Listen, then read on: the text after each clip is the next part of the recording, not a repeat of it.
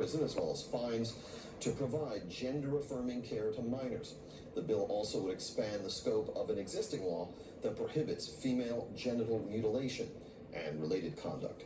3 Democratic lawmakers broke ranks to enable passage of this bill. They were Henry Cuellar of Texas, freshly pardoned by President Trump, Don Davis of North Carolina, and Vicente Gonzalez, also of Texas.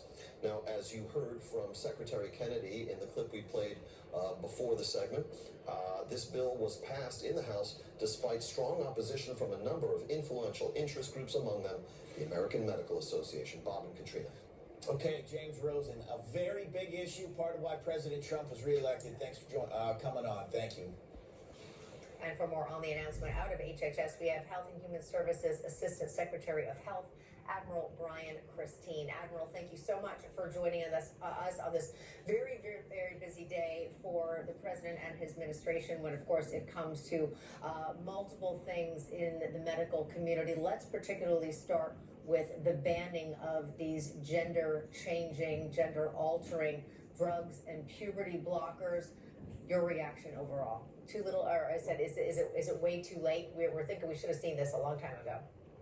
Well, thank you so much for letting me be on today. It's an honor. This is truly a historic day for the country. It's truly a historic day for these children who suffer from gender dysphoria and for their families. President Trump and Secretary Kennedy are incredibly committed to protecting our children, protecting these families, and we have the science to back us up.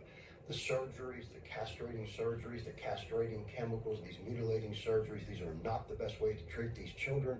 The best way to treat these children, as we said today, is with compassionate counseling and care, supporting the family, supporting the children. No more surgery and castrating chemicals. We are truly going to take care of these children now.